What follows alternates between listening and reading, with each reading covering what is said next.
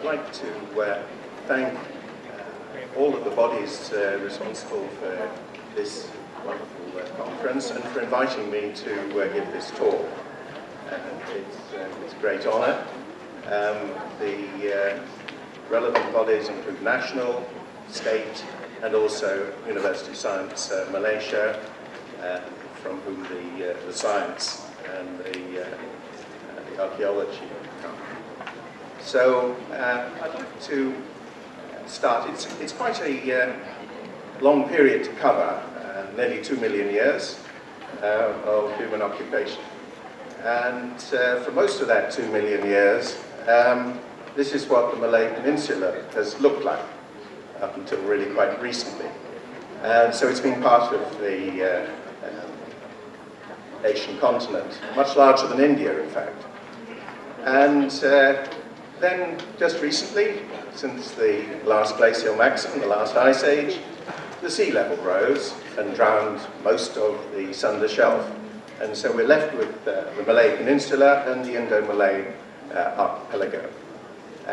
And the importance of the Malay Peninsula in prehistory is absolutely central, because it's all that remains of that route out of Asia into Southeast Asia, island Southeast Asia, to Melanesia, to Australia and the Pacific. And it retains genetic traces of those migrations going back a long time. So this is a slightly different view. It's a satellite reconstructed view which includes seabed levels, and you can see the continental shelves there and the Sunda continent. This wiggly line on the right here is Wallace's line, which divides the end of the Sunda continent from Wallacea and the Pacific. And there you are with the Malay Peninsula right in the middle, and a key part of the evidence. And that evidence is in the modern people. So in a sense, like when people talk about the price of houses, it's all about location. And Malaysia is in a central location, but it's also, much more importantly, about people. Going back briefly 1.8 million years ago, and the Lenggong Valley, which is further south than Perak, shown there, Professor Mokhtar discovered the clear evidence of a very large meteoric impact crater in the Lenggong Valley. And around the edges of this crater were bits of melted conglomerate rock from the heat of the impact. And several of these had artifacts, including hand axes, embedded in them. And the dating of that impact crater was done by two different methods, and both came to around 1.8 million years ago. So evidence goes back a long way. I will not dwell very long on these slides, which were taken at the last meeting, a year or so after the discovery by Professor Mokhtar of the monumental site that we've been seeing yesterday. But some of the characters in this shot down here, the press shot, are at this conference, and I'd hoped to see Jane Allen, who did the first archaeological walk over the area, but maybe she'll be here later on in the conference. Going back again to the Lenggong Valley, some time ago there was a discovery of a culture known now as the Tampanian culture in Kota Tampan, characterized by unifacial, big, cobbled chopping tools, which, this is rather a bad picture, which I took with my video camera. But what it's supposed to show is that these are worked, these tools are worked on one side, and that flat surface there is the unworked side where you've got the edge. Now, this culture of chocolate topping tools with these unifacial large pedals goes up to about 4,000 years ago. So if we look at the dates, Kota Tampan is the first set of tools were found in association with the ash of the Toba volcanic explosion at that time. Then at 40,000 at Bukit Bunu, we have another site for these tools, 10,000 in another cave site, and in 8,000. Finally at 4,000 at Guam Harimau, that's Tiger Cave, we find these tools in association with the skeleton of an anatomically modern human, so-called Barak man, and so that's the only clear association with modern humans for these tools. But that's of course all here in the Malay Peninsula. And I'll show very briefly again, these were comparison shots on the posters at the last meeting that we had here. You've heard a lot about this yesterday, and we'll be hearing more. I wouldn't pretend to give any informed opinion and description of this magnificent discovery, but the advances in terms of dating since the first presentations have been very impressive in terms of datings, particularly of the evidence for iron smelting going back 2,500 years. And I think this is a magnificent achievement. And this is an evolving story. So I'm sure we're going to be hearing more about this in the future. I'm sure everyone recognizes this site, but this was taken in 2010. And Professor Mokhtar there. It's rather a wide-angle lens, distorted. Now, I'm not going to be talking, as I say, I'm not going to be talking about the archaeology. I'm going to be talking about something I know a little bit more about, and that's using genetics to trace migrations. And essentially, there are two types of approaches to tracing genetic migrations, and that depends on which part of our genome that you use.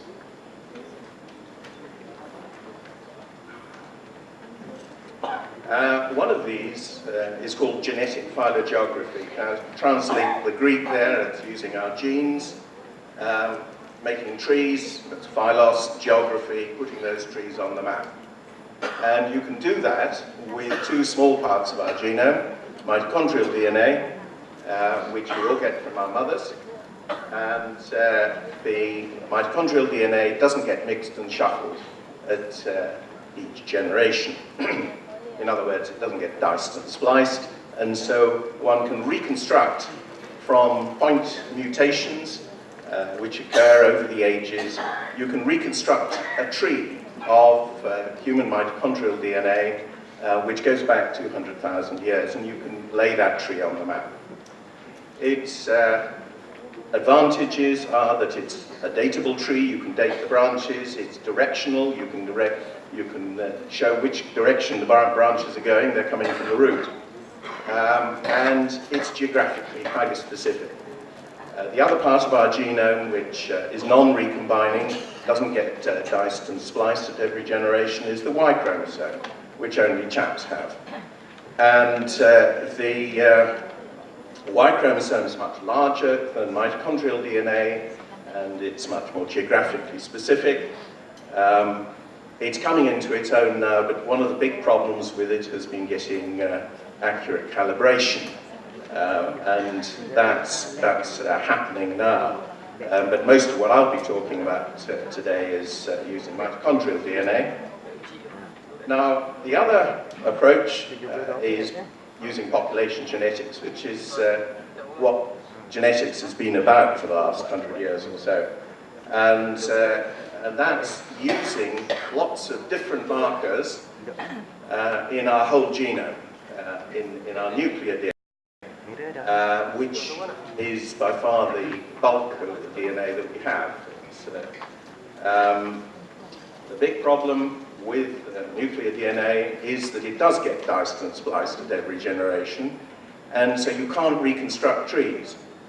What you can do is use those specific markers to compare populations mathematically and reconstruct hypothetical mixing of populations and splitting of populations.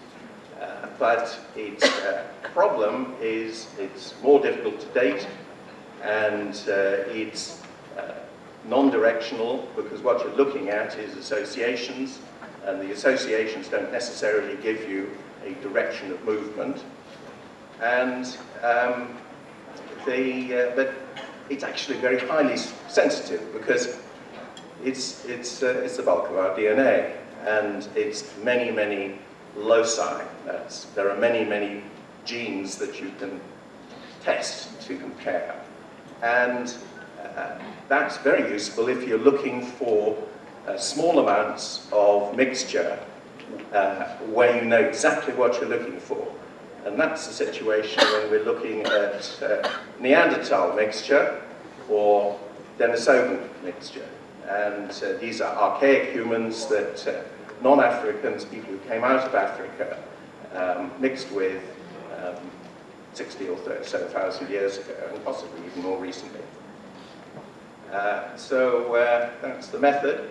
Now, going back to genetic phylogeography, what you need is a detailed gene tree or network. As I say, you use mitochondrial DNA or Y chromosome, and you look at the geographic distribution of those gene lines. You can date the branches by counting the twigs, basically. It's the diversity, the bushiness of the gene lines, which is used to estimate time depth. Founder analysis looks at branches which have moved from one area to another and form new founder events. And because we have so many different branches in any population, you have to look at the movement of multiple branches. And the founder analysis uses the tree and looks at the movement of multiple different lineages. And the best example of using genetic phylogeography with mitochondrial DNA is looking at the whole human history in terms of mitochondrial DNA, and that's shown in summary form here. These little discs here don't actually represent gene types, they represent clusters of gene types. And they're color-coded. The green ones are African, and the root of the tree is in Africa, and it's about 200,000 years ago. And the big disc to the right there is the rest of the world. And the rest of the world belongs to one twig of one branch of the African mitochondrial DNA tree. It's really difficult to see any way in which that single branch means anything but the fact that there was a single successful exit of modern humans from Africa, which went on to populate the rest of the world. And so the twig that went over was from African branch L3, and there were probably other twigs that went over, but they didn't survive the genetic drift of the first founding event. And that those L3 branches split up, and they're color-coded here again, and so that we have India and South Asia in red, East Asian in blue, and European and Levantine, that's West Eurasian, in yellow. And depending on where each individual in this population come from, they will be in a place on this tree, and that tree can be dated. Now, we're looking specifically here at Southeast Asia and the role of the Peninsula. There is general agreement that there was a fairly rapid migration along the coast of the Indian Ocean. Whether or not they went right round the tip of India or across, taking the rivers in northern India, up the Indus and down the Brahmaputra, or the Ganges. We don't know, but we can count the founding branches on that route out of Africa. So if we look at the founding branches, unique founding branches in India, there are 26 of them.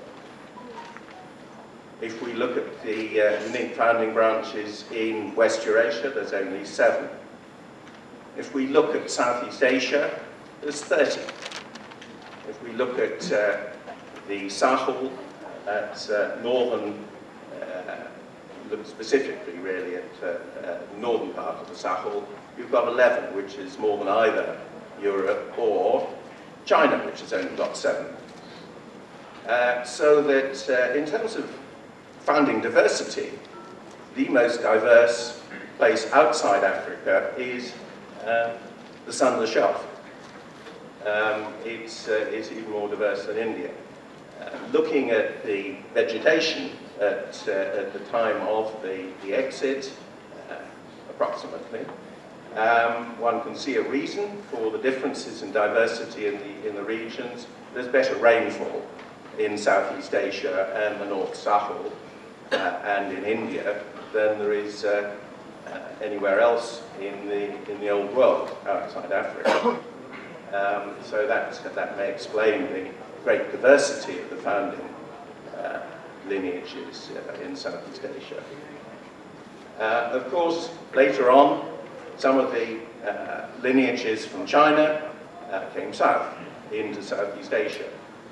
And also some of the Southeast Asian ones went north into China. And that's something one can disentangle. Looking at the indigenous populations of the Malay Peninsula, in terms of these primary founding lineages, we can look at the Orang Asli. They're grouped all together here. That's the 3 groups, the Semang, the Senoi, and the Aboriginal Malay.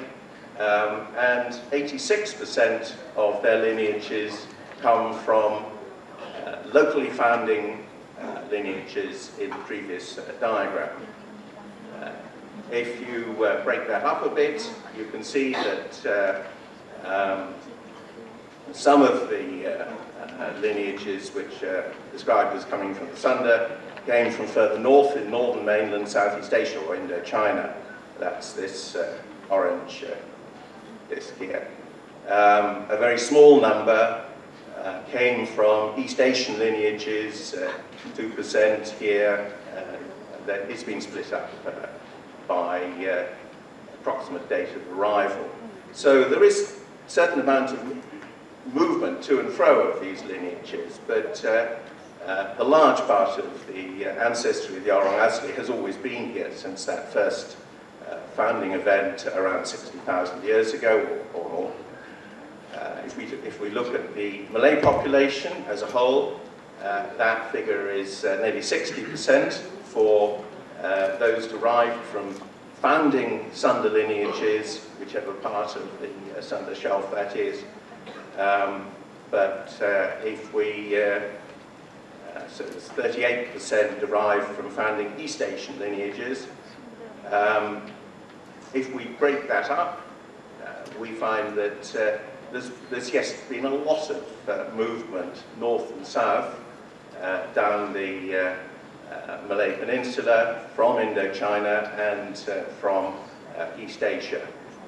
I won't go through all of the dates and ages of these different sections, but essentially there's a lot of local movement, but most of it is confined to Southeast Asia.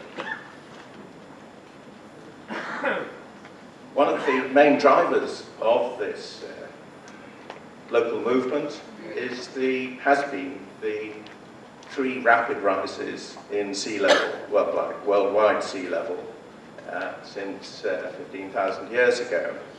And it's not been a gradual movement. Increase in sea level, each event was very rapid initially and then plateaued off. And the effects of these three rapid sea level rises can be seen in the gene trees, because you get extinction events, which means long branches with no twigs, or side branches. They've got lots of mutations but no derived twigs. That's the extinction event. And then following the plateau, you get re-expansions of populations, not just locally, but to nearby islands. And so these three sea level rises can be seen in the genetic record. One of the largest of the mitochondrial branches that's found in island Southeast Asia, so-called haplogroup E, just call it E, it evolved on Sunderland from an older haplogroup called M9 at around 23,000 years ago. And between 15,000 and 7,000 years ago, there were three periods of drift, that's extinction, as the area of land halved by three rises in sea level. And these can be seen just in that particular lineage. And these were matched by at least two major expansions after 12,000 years, perhaps evolving from marine adapted populations, moving out and expanding locally. And E certainly does expand throughout Southeast Asia over that period. And it expands as far north as Taiwan and western Malaysia and eastern New Guinea by 6,000 years ago. So in fact, movement into Taiwan precedes any movements out of Taiwan further south. So that's a brief picture of the tree of haplogroup E.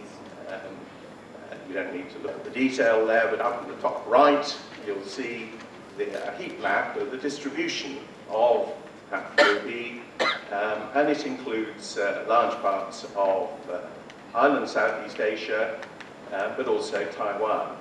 And this particular move, the extension to Taiwan, is a south-north movement. I mentioned that 15% of all gene lines, mitochondrial gene lines in island Southeast Asia and Taiwan are belonging to haplogroup E. And the founding age in Taiwan was 5,000 to 6,000 years ago.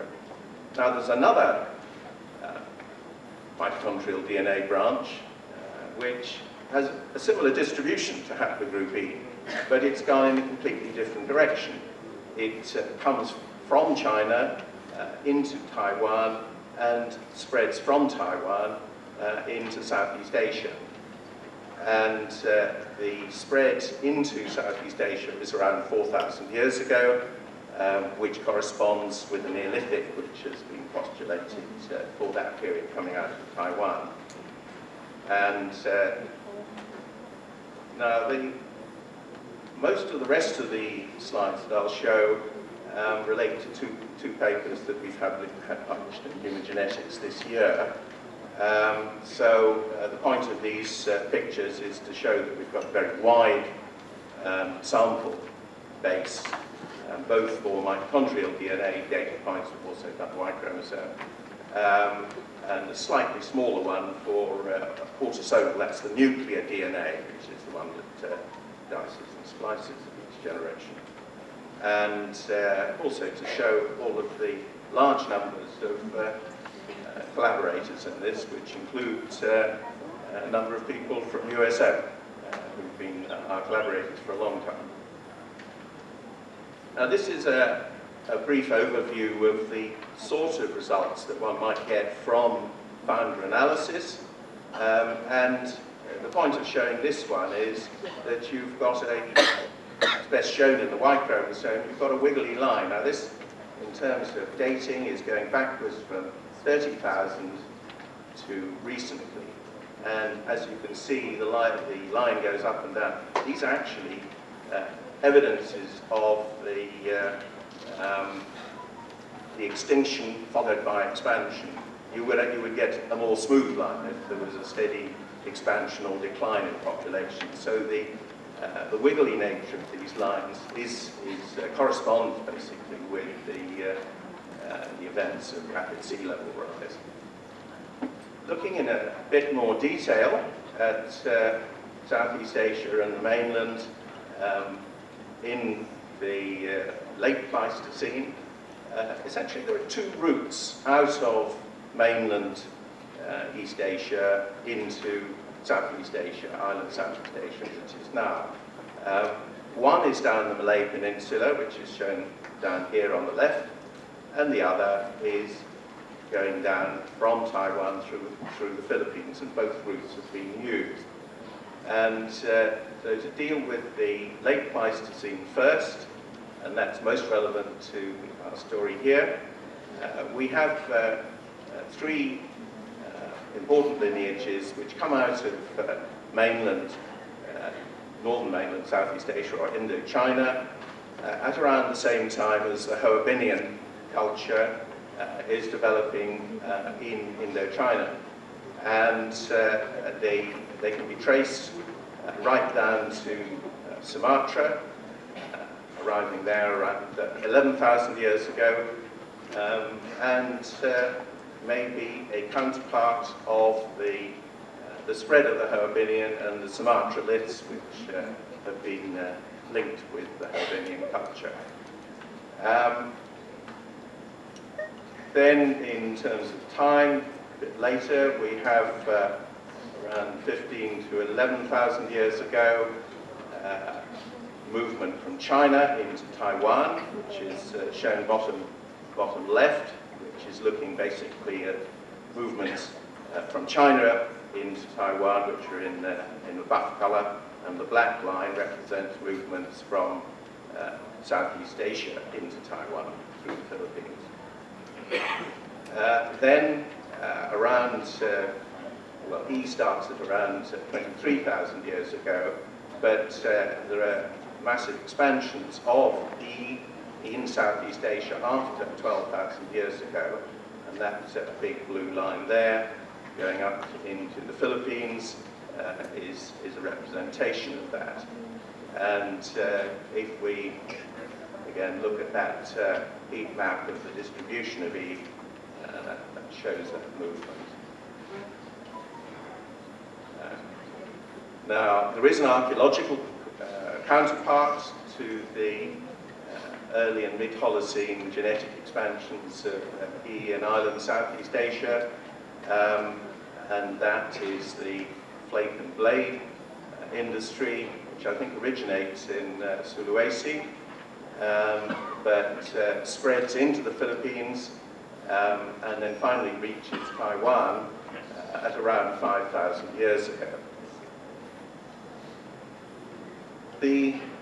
I mentioned the two routes already. There are two Neolithic routes from mainland Southeast Asia into, from mainland East Asia into island Southeast Asia and the Malay Peninsula.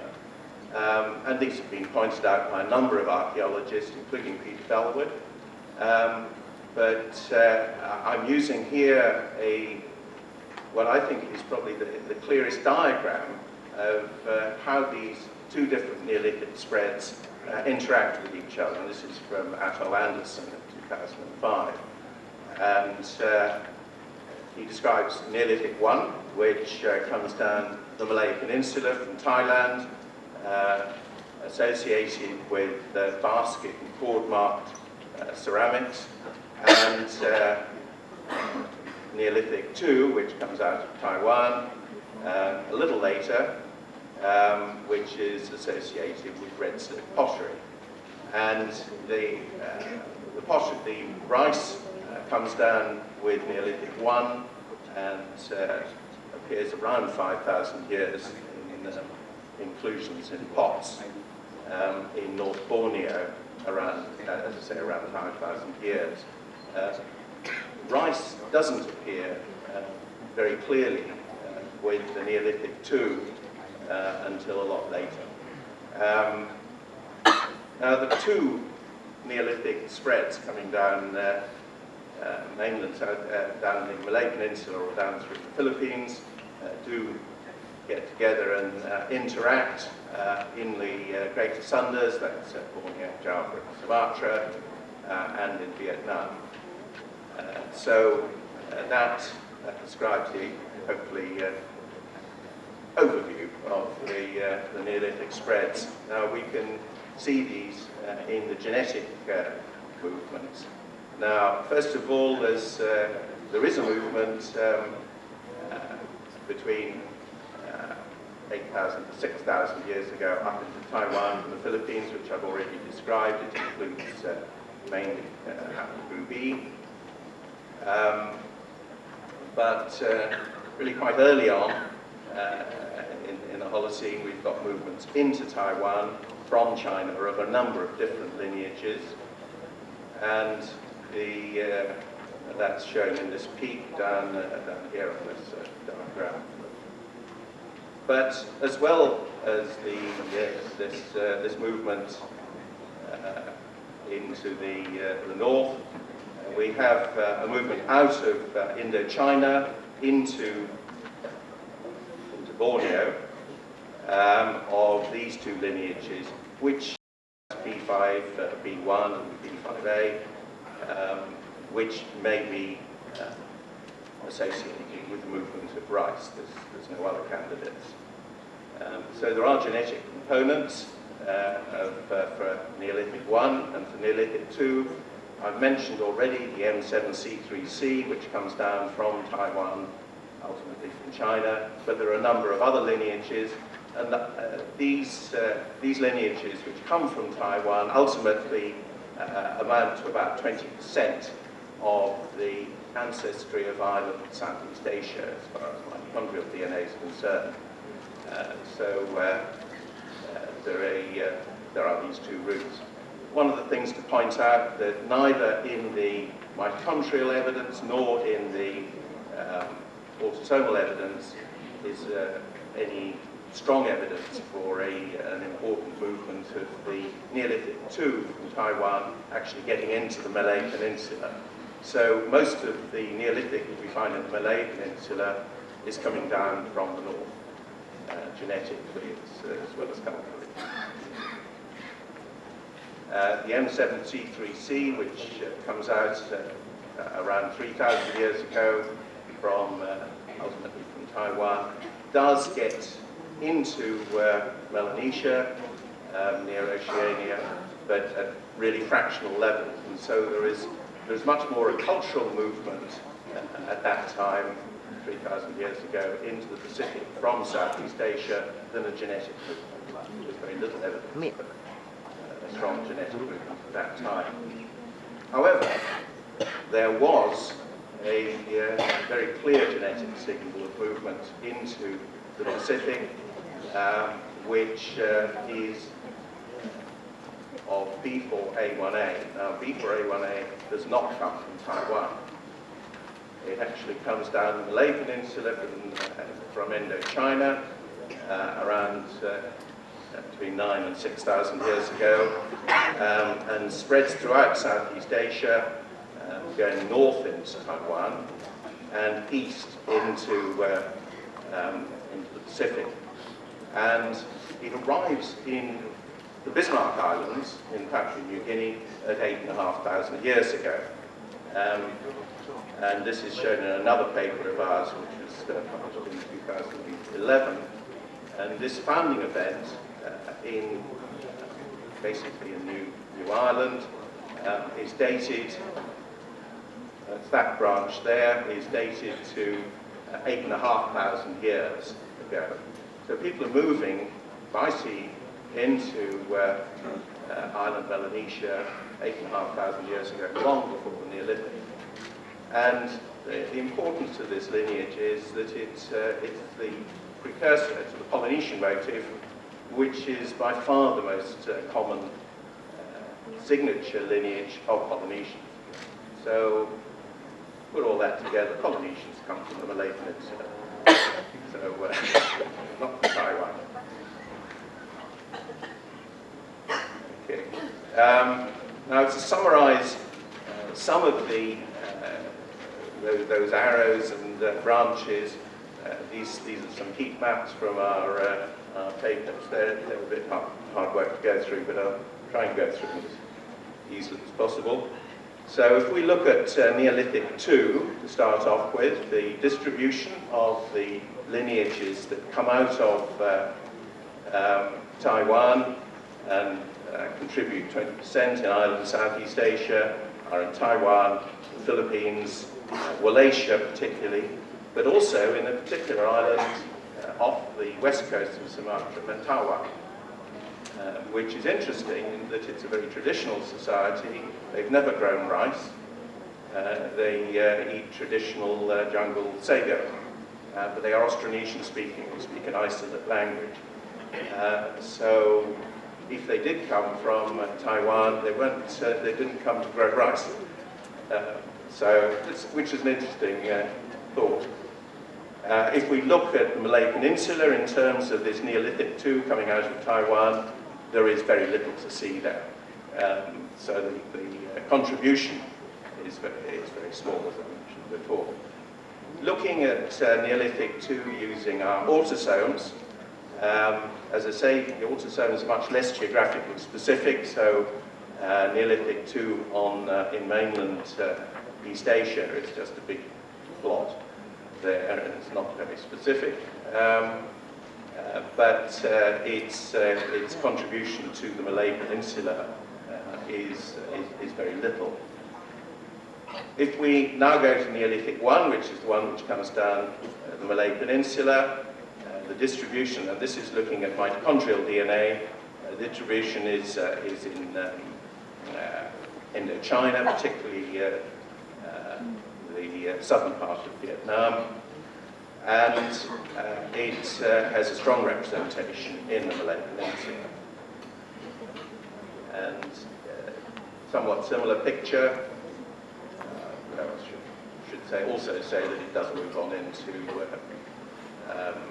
island Southeast Asia. For Neolithic 1, as described by our autosomes, the ones that get diced and spliced, the distribution of apparent ancestors is slightly different in northern mainland Southeast Asia, and the concentration movement is to Java. And there certainly is a component which comes into the Malay Peninsula. The last couple of slides are, again, looking at the autosomal evidence, but using a rather blunt method called admixture, which basically tries to divide populations into a number of different groups based on the gene markers that they share. And it should be as simple as that, and that's probably the best way to understand it. It doesn't use trees. It doesn't tell you about the direction of the admixtures which have occurred, and it doesn't give you the date. So this is setting the number of possible populations to 3 for this region. But we also include reference populations, that's Africa and India. So that's the Yoruba tribe, which are always for some reason used to represent Africa, and that's India. And so these colours represent those gene types where they're found elsewhere. The red is Northeast Asian, and the green is Southeast Asian. And if we look at the blue is Oceanian, appropriately. And you can see that the Oceanian branch types are also found in the Philippines as well as in Southeast Asia. And this is a heat map of Northeast Asian and Southeast Asian. Northeast Asian and Southeast Asian for what it's worth. Again, it's not geographically very specific. If we increase the the number of possible populations which are described by this admixture program to 10, then we get an altogether more complex picture. So, yes, we still have the African and Indian populations clearly distinguished from all the other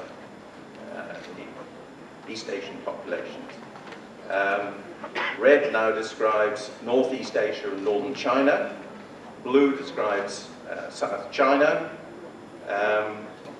And Northwest mainland Southeast Asia, that's Yunnan in southern China, and Northwest Thailand, show great complexity. But green is characteristic of this Northwest mainland Southeast Asian population. But they also share North Asia and North China gene markers. And as you can see, as we get into Southeast Asia, the complexity just goes right up. You have very complex populations because of very complex settlement history.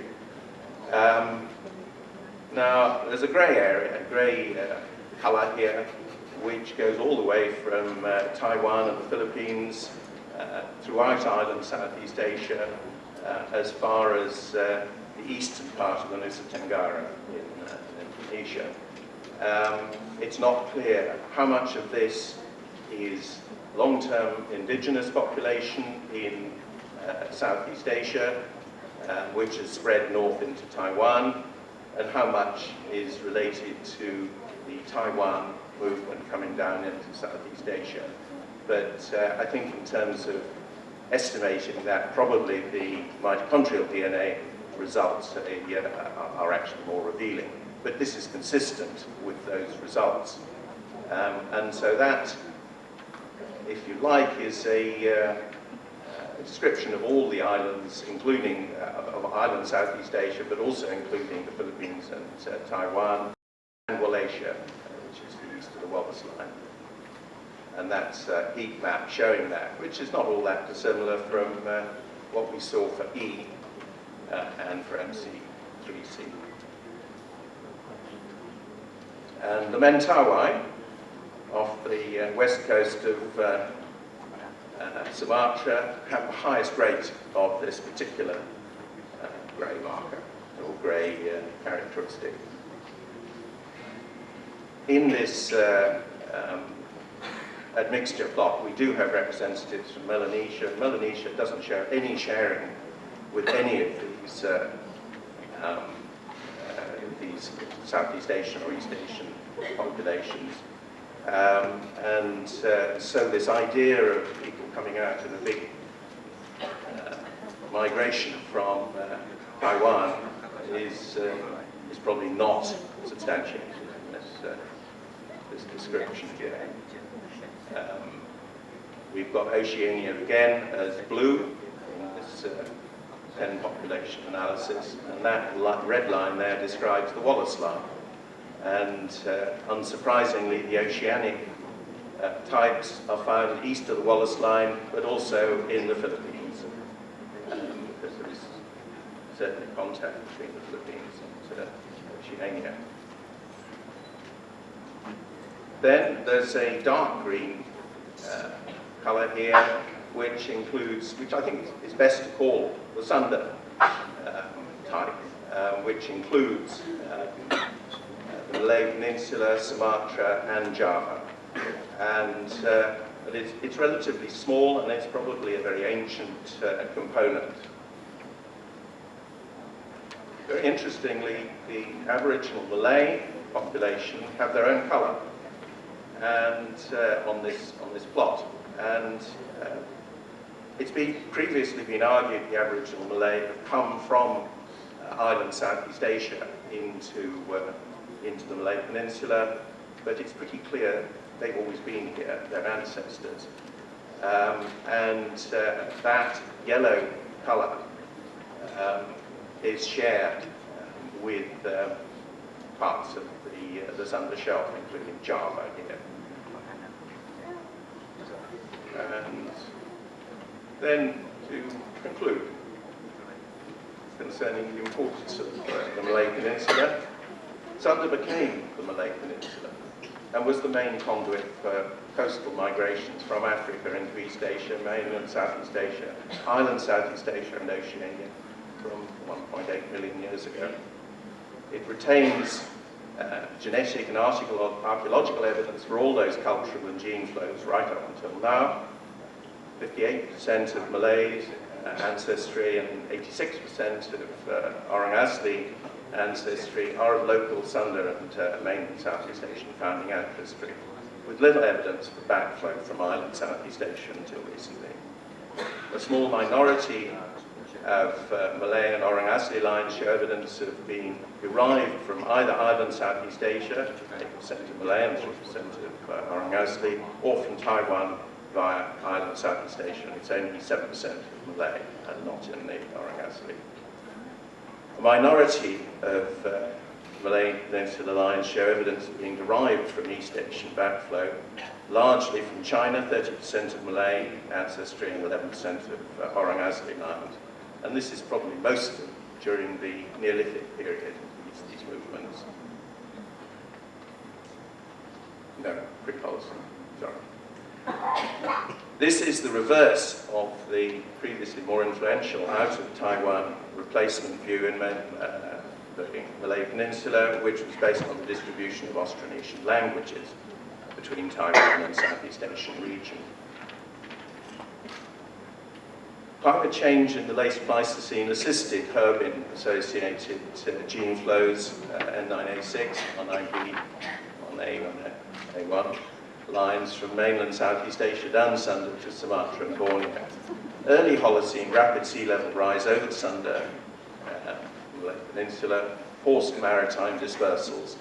Major mainland Southeast Asian mitochondrial lineage B4A1A, which is ultimately 3,000 years ago, rapidly spread down the Malay Peninsula in the early Holocene to form an island Southeast Asian starburst around 8,000 years ago, rapidly and ultimately arriving north into Taiwan and east into the Bismarcks around 8,000 years ago as B4A1A1, the immediate ancestor of the Polynesian motif. Similarly, major island Southeast Asian specific E mitochondrial lineage expanded in the early Holocene with the late Pleistocene island Southeast Asian flake blade tradition from Borneo, arriving in the Philippines in the early Holocene, ultimately reaching Taiwan about 5,000 years ago. Two rice ceramic Neolithic spreads moved southwards to island Southeast Asia in mid-Holocene. That's Neolithic 1 out of mainland Southeast Asia, reaching the Greater Sundas via the Malay Peninsula 5,500 years ago, and Neolithic 2 out of Taiwan, reaching island Southeast Asia around 4,000 years ago, and the Malay Peninsula around 2,500 years ago, with a minimal genetic impact there. Neolithic 1 is best represented in island Southeast Asia by founding lineages B5A and B5B.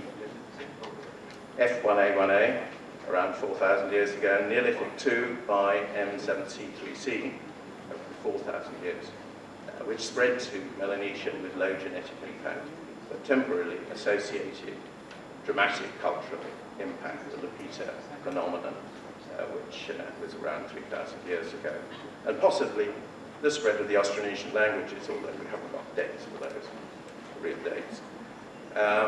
Genome-wide analysis results, while lacking dates, are consistent with the mitochondrial DNA results, particularly for complexity in Southeast Asia. But that's something one has to emphasize, it's extremely complicated. Significant in this support is the separation of Southwest and Southeast China components. Southeast China sharing with Taiwan and the Philippines, while Southwest China, Yunnan for instance, shares strongly with island Southeast Asia as well as the Malay Peninsula. A discrete non-China grey ancestral component in the genome-wide analysis is however shared between Sunda, Malay Peninsula, island Southeast Asia and Taiwan. So I'll go on to mention collaborators. This is a very large project with numerous collaborators from USM, from Taiwan, from Portugal, from Oxford, from Huddersfield in the UK, and also from Australia. I'd particularly like to draw attention to our collaborators, and that's not all. We have many collaborators here in USM, but Prof. Mokhtar, Sean Eng, who's here in the audience, who did a PhD with us in the UK, and Zafarina Zainuddin, who used to work with USM. In Huddersfield, Martin Richards, Maria Pala, and from Portugal, Pedro Soares and Andrea Brandão, and their supervisor, Luisa Pereira. From Australia, David Hulbeck, and a number of people from Taiwan, and also Bob Hudson, who supplied the Myanmar samples for the analysis. So I'd like to thank USM again for inviting me to speak, and I'll answer any questions if there's time.